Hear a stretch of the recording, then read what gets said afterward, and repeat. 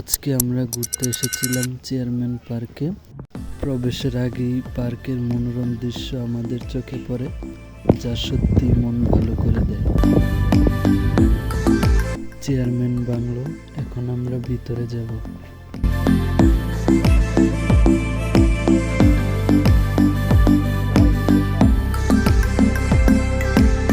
ভিতরে ঢুকেই দেখতে পেলাম সুন্দর সুন্দর দোলনা আর টঙ্গর, যেখানে বসে সময় কাটানো এবং ছবি তোলা যায়।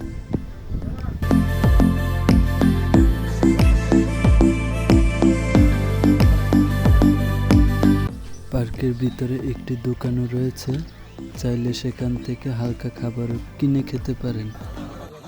সবচেয়ে বেশি ভালো লাগছে আমার এই রাজহাঁসগুলোকে।